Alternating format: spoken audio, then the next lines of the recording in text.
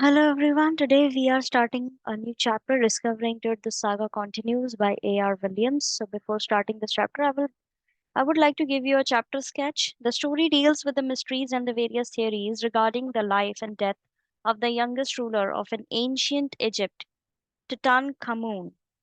His tomb was discovered in 1922 by the famous archaeologist Howard Carter, and since then his mummy has been subjected to an X-ray and later a CT scan. These investigations have answered a lot of questions and offered new clues on his life and death. ये story जो है वो कुछ mystery से deal करती है। अलग अलग तरह की थ्योरीज दी गई हैं लाइफ और डेथ से रिलेटेड। जो एक यंगेस्ट रूलर हुआ करता था एंशियंट इजिप्ट, पुराने जमाने में इजिप्ट के अंदर, टुटान खामून, उसका जो टूम है वो डिस्कवर किया गया था 1922 में। एक फेमस आर्कियोलॉजिस्ट थे हॉवर्ड कार्टर। तब से ही इसका जो मम्मी वहां से मिली है उसको एक एक्सरे का सब्जेक्ट माना गया है, जिनकी एक्सरे किया गया है, फिर सिटी स्कैन किया गया, और इन्वेस्टिगेशन जो है वो अलग अलग तरह के क्वेश्चंस को आंसर करती हैं और कुछ नए क्लूज देती हैं उसकी लाइफ और डेथ के। About the characters of this chapter, there is King Tut, the last heir of a powerful family that had ruled Egypt and its empire for centuries. His preserved body was the first to be scanned. ये last आयर है अपनी powerful family का, जिसने Egypt पे rule किया है और उसकी एम्पायर एम्पायर रही है कई सेंचुरीज तक। इसकी बॉडी को प्रिजर्व किया गया था, जो पहली प्रिजर्व्ड बॉडी बॉडी रही है, स्कैन करी गई जिसको। फिर दूसरे हैं हमारे archaeologist Howard Carter, the British archaeologist who in 1922 discovered King Tut's tomb. इन्होंने डिस्कवर किया है इसका tomb. His search cause great damage to King's preserved body, और इसकी सर्च के कारण ही काफी नुकसान भी हुआ है उस किंग की प्रिजर्व्ड बॉडी जो थी, जिसको सहेज के रखा गया था उसको। फिर है Zahi Hawass, the secretary general of Egypt Supreme Council of Antiquities. He scan King Tut mummy for an accurate forensic reconstruction. एक उन्होंने, ये सेक्रेटरी रहे जनरल इजिप्ट, सेक्रेटरी जनरल रहे हैं इजिप्ट की सुप्रीम काउंसिल ऑफ एंटिकिटीज के। यहाँ पे एंटीक सामान रखा जाता है। इन्होंने स्कैन करी है उसकी जो किंग था, उसकी जो मम्मी थी उसको, एक एक्यूरेट फॉरेंसिक रिकंस्ट्रक्शन किया है, एक एक्यूरेट फॉरेंसिक रिपोर्ट तैयार करी है। फिर है एमन थर्ड, किंग टूट के फादर और ग्रैंडफादर, जो एक पावरफुल रूलर थे जिन्होंने रूल किया करीब 4 डेकेड्स तक। एमन fourth, he promoted the worship of Aten and changed his name to Akhenaten। ये इन्होंने एटिन को वर्शिप करना सिखाया है, उस चीज को बढ़ावा दिया है कि कैसे एटिन जो है उनको वर्शिप करना चाहिए, उनको पूजना चाहिए, और उनका नाम चेंज करके अखेनाटिन कर दिया था। He outraged the country by attacking Amun, a major god, by smashing his images and closing his temples। उन्होंने बहुत ज्यादा गुस्सा किया था कंट्री में, ठीक है। He outraged the country by attacking Amun। उन्होंने काफी ज्यादा गुस्सा किया एक जो पहले से डायटी थे उनकी, अमुन करके एक मेजर गॉड हुआ करते थे, उनकी इमेजेस हटा दी और उनके टेम्पल्स बंद कर दिए। तो इससे उनकी कंट्री के अंदर काफी ज्यादा गुस्सा शुरू हो गया था। Let's start with this chapter. He was just a teenager when he died, the last heir of a powerful family that had ruled Egypt and its empire for centuries. He was laid to rest laden with gold and eventually forgotten। अब यहाँ पर बताया गया है कि वो सिर्फ एक टीनेजर था जो मरा, ठीक है, लास्ट वारिस था अपनी पावरफुल एम्पायर का, अपनी पावरफुल फैमिली का, जिन्होंने इजिप्ट पे रूल किया है कई सदियों तक। और उसको बाद में एक गोल्ड, कुछ गोल्ड और कुछ चीजों के साथ में उसको दबा दिया गया, दफना दिया गया और फिर भुला दिया गया। Since the discovery of his tomb in 1922, the modern world has speculated about what happened to him, with murder being the most extreme possibility। अब यहाँ पे आप ध्यान दीजिए कि इसकी जब डिस्कवरी हुई इसके टूम की, और जो मॉडर्न वर्ल्ड था उस समय पे 1922 के अंदर, उन्होंने इस चीज को रिसर्च किया और इनको उन्होंने ये पाया कि हो सकता है कि ये एक्सट्रीम पॉसिबिलिटी है कि इसका मर्डर किया गया हो उस जमाने में। Now leaving his tomb for the first time in almost 80 years, it has undergone a CT scan that offers new clues about his life and death and provides precise data for an accurate forensic reconstruction of the boyish pharaoh। अब यहाँ पे basically क्या बताया गया है कि 80 साल बाद उस टूम से इसकी बॉडी को बाहर निकाला गया है, और फिर उसके बाद में एक इजिप्शियन किंग जो होता है, फरो जो यहाँ पे लिखा हुआ है उसका मतलब होता है इजिप्शियन किंग, ठीक है। और एक इसको निकाल करके उसका सिटी स्कैन कराया, एक्सरे वगैरह करे, जिससे उसकी लाइफ और उसकी डेथ के बारे में कुछ क्लूज मिल पाए और एक प्रिसाइज डेटा आपके सामने आ सके, एक एक्यूरेट फॉरेंसिक रिकंस्ट्रक्शन हो सके। एक प्रोसेस होता है जिसमें रिकंस्ट्रक्ट कर रहे हैं वो फेस को और बॉडी को, बेस्ड उस पर इंफॉर्मेशन जो सिटी स्कैन में मिली है उसके पर बेस्ड होती है ये सारी चीजें। An angry wind stirred up ghostly dust devils that King Tut was taken from his resting place in the ancient Egyptian cemetery known as the Valley of the Kings. अब यहाँ पर बेसिकली यही बताया गया है, ये चीज बहुत ही कॉमन है कि किस तरीके से इसके किंग टुट जो था उसकी टोम से उसको निकाला गया है। ये अफ्रीका अफ्रीका के इधर यहाँ पे ये इजिप्ट का वो पार्ट पार्ट दिखाया गया है। ठीक है। और उसको जो जगह थी, अब ये एक्नेटिन टेटिन जो उन्होंने चेंज किया था नाम, उसको वो बताया गया है। यहाँ पे मेफिस है, यहाँ वेस्टर्न डेजर्ट है, पूरा आपका मैप दिया हुआ है यहाँ पे। ठीक है। उस समय में किंग का जो किंगडम हुआ करता था, जो उसका पूरा राइन था, वो बताया गया है। तो यहाँ पे बेसिकली जब उसका टूम जो था उसमें से उसको निकाल लिया गया, अब यहीं पर इसका टूम भी दिखाया गया है। ठीक है। अब ये जब उसमें बॉडी निकाल ली गई तो ऑब्वियस सी बात है कि कुछ ना कुछ तो चीजें होनी थी। तो एक अलग तरीके की वहां पर चीज हुई, सिमेट्री से जहां पर डेड बॉडीज रखी जाती है वहां से उसको निकाला गया, जहाँ पे वो काफी समय से रेस्टिंग प्लेस पे था अपनी, और उससे निकाला गया। द वैलीज ऑफ किंग बोला जाता है इजिप्शियन सेमेट्री को।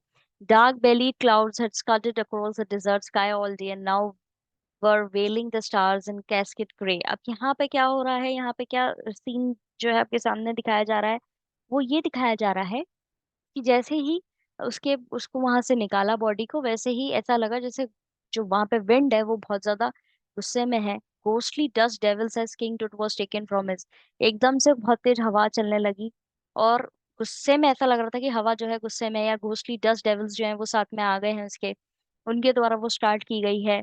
और काले रंग के जो है क्लाउड्स वहां पर आने लगे, scattered across the grey, as in की यहाँ पर बताया गया है कि किस तरीके से ये जितने भी यहाँ पर आपको दिए हुए हैं, एकदम से सारी चीजें जो हैं सामने आने लगी, एकदम से सारे वो बाहर आने लगे। ठीक है। क्लाउड्स जो है एकदम से, मौसम खराब हो गया, पूरा स्काई जो था वो दिन का समय था लेकिन वो एकदम खाली मतलब काला हो गया था। वो चीजें सारी स्टार्ट हो गई थी, तो ऐसा लग रहा था जैसे ये सीन क्रिएट किया जा रहा है पूरा। जैसे कि एक बॉक्स होता है जिस कैस्केट ग्रे कलर का, जिस पे स्टार्स लगे हुए होते हैं, सजे हुए होते हैं, उसी तरीके से ऐसा लग रहा था पूरे आसमान के अंदर काले बादल जो हैं वो छा गए हैं, जैसे उन्होंने पूरे उसको ढक लिया है। It was 6 p.m. ऑन 5 जनवरी 2005, पूरी यहाँ पे डेट और टाइम दिया हुआ है। The world's most famous mummy glided head first into a city scanner brought here to probe the lingering medical mysteries of this little understood young ruler who died more than 3,300 years ago. अब आप यहाँ पे देख सकते हो, यहाँ पे time दिया हुआ है कि वो किस समय पे उसका डेथ हुई है। ठीक है। 3,000 समय जो है वो बताया हुआ है, 3,003 ईयर्स अगो के समय पे ये चीज हुई थी। ठीक है। और उसके बाद में टाइम इन्होंने किस समय पर उसको निकाला है वो भी बताया हुआ है कि पहली बार ऐसा हुआ है कि पहला मम्मी जो रहा है, वर्ल्ड का फेमस मम्मी जो रहा है, जिसको बाहर निकाल के सिटी स्कैनर में डाला गया है, उसकी लाइफ को समझने के लिए कि कैसे वो मरा। All afternoon the usual line of tourists from around the world had descended into the cramped rock cut tomb some 26 feet underground to pay their respect. अब पूरे टाइम पे क्या हो रहा है वहां पर, जो अलग अलग टूरिस्ट हैं वो वहां पर आ रहे हैं और आकर के लाइन में लग रहे हैं। जो 26 फीट का टूम है, ठीक है, रॉक का टूम है कुछ 26 फीट का, ठीक है, उसके आसपास अपना रिस्पेक्ट पे करके जा रहे हैं। They gazed at the murals on the walls of the burial chamber and peered at its gilded face, the most striking feature of his mummy-shaped outer coffin lid। अब यहाँ पर वो आ रहे हैं और आकर के उसका म्यूरियल देख रहे हैं, एज इन जो पेंटिंग्स होती हैं वो देख रहे हैं। ठीक है। और उसका वो देख करके जिस पर पतली सी सोने की वो चढ़ी हुई है कवर, ठीक है, वो देख रहे हैं। और उसका फेस देख रहे हैं जो पूरी तरीके से गोल्ड की पतली परत से कवर्ड है। और उसके फीचर्स देख रहे हैं मम्मी शेप्ड के, जो उसके आउटर की कॉफिन पे लगे हुए हैं, कॉफिन एज इन की जो बॉक्स जिसमें डेड बॉडी को रखा जाता है, वो देख रहे हैं। Some visitors read from the guide books in a whisper. कुछ ने गाइड बुक से कुछ पढ़ा था तो वो फुसफुसा रहे थे। अदर स्टूड साइलेंटली, कुछ चुपचाप खड़े हुए थे। Perhaps pondering to its untimely death in his late teens, or wondering with a shiver if the pharaoh's curse, death or misfortune falling upon those who disturbed him was really true। अब यहाँ पे ये जो line है, इससे आपको समझ में आ रहा होगा कि जो चीजें बताई जाती है अक्सर अधिकतर मूवीज वगैरह में, जो कहावतें कही जाती हैं, बोला जाता है कि भाई अगर कोई किसी की अगर इस तरीके से मिजप में से पिरामिड के अंदर से अगर आप किसी मम्मी को निकाल लोगे तो फिर बुरा समय शुरू हो जाएगा, आपके ऊपर मिसफॉर्च्यून हो जाएगा, आपका पूरा भाग्य जो है वो शुरू हो जाएगा। वो सारी चीजें जो हैं कई बार लोगों को होते हैं कि ये श्रापित है, कर्स्ड है, तो वो वाली चीजों की भी कई बार लोगों के दिमाग में आ रही है। वहां पे खड़े हुए हैं जो चुपचाप खड़े हुए हैं, वो ये सोच रहे हैं कि ये कितनी जल्दी जवानी में मर गया, या फिर ये इस सोच करके कांप रहे हैं कि भाई ये इसका कर्स होगा, जो राजा रहा है उसका कर्स रहेगा कि कोई ही डेथ और मिसफॉर्च्यून जो है उन पर आ जाएगा, जो भी इसको डिस्टर्ब करेगा। क्या वो सच में ट्रू है या नहीं है, वो सारी चीजें यहाँ पर बताई गई हैं। The mummy is in very bad condition because of what Carter did in 1920s, said Zahi Hawass, Secretary General of the Egypt Supreme Council of the Antiquities, as he leaned over the body for a long first look। अब यहाँ पर जो दूसरे हमारे character हैं, जाही हवास, जो secretary general रहे हैं जिप सुप्रीम काउंसिल ऑफ एंटिकिटीज के, उन्होंने बोला कि मम्मी की कंडीशन बहुत ज्यादा खराब है, क्योंकि जो आर्कियोलॉजिस्ट थे कार्टर, उनकी वजह से, जो उन्होंने जिस तरीके से उसको निकाला है 1920s में, उसकी वजह से। और ये चीज वो कह रहे हैं जब उस पर वो लीन ओवर यानी कि झुक करके देख रहे हैं, बॉडी का फर्स्ट लुक ले रहे हैं। Carter, Howard Carter, that is, was the British archaeologist who in 1922 discovered the Tut's tomb after years of futile searching। ये वो व्यक्ति आर्कियोलॉजिस्ट जो ब्रिटिश आर्कियोलॉजिस्ट रहे हैं, और 1922 के अंदर इन्होंने ये चीज फाइंड आउट करी थी, और काफी साल लगाए थे। काफी खाली सर्चें भी करी हैं इन्होंने, मतलब इनका पूरा सर्च सही भी नहीं रही है। उसके बाद में इनको सक्सेस मिली काफी समय, तो ये इन्होंने ऐसे ही वो निकाला है। इट कंटेंट्स, दो hastily ransacked in antiquity, were surprisingly complete। अब इसके जो कंटेंट्स थे, ठीक है, जो यहाँ पे इनको चीजें मिली हैं, वो बेसिकली कैसी थी, एक एंटीक चीज थी, एक एंटिकिटी थी उसके अंदर।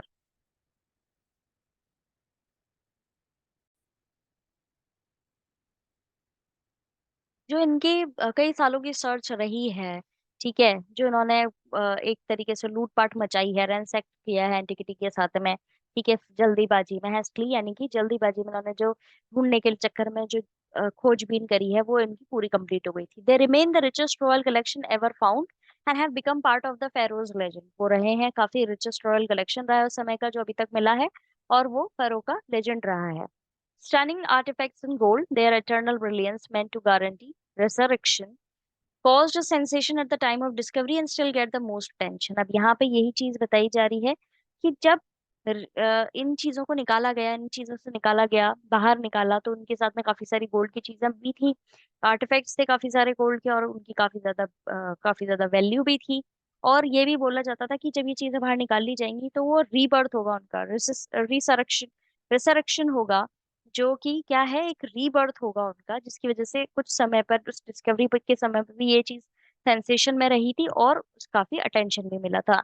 But Tut was also buried with everyday things he would want in the afterlife: board games, a bronze razor, linen undergarments, cases of food and wine। अब यहाँ पे इस लाइन को मार्क कर लेंगे। क्यों मार्क कर लेंगे? क्योंकि ये इंपॉर्टेंट है। इसमें ये बताया गया है कि टुट के साथ में सिर्फ गोल्ड की चीजें ही नहीं करी गई थी, उसके साथ में रोजमर्रा की जो जिंदगी में काम आने वाली चीजें हैं वो भी डाली गई थी, कि जो उसकी जिंदगी के बाद में, जो माना जाता था उस समय में कि मरने के बाद में काम आएंगी, जैसे कि बोर्ड गेम्स हो गए, ब्रॉन्ज का रेजर हो गया, लिनन के अंडरगारमेंट्स हो गए, ठीक है, खाने के डब्बे हो गए, वाइन की बोतल हो गई, इस तरह की चीजें जो है वो भी रखी गई थी उसके साथ में।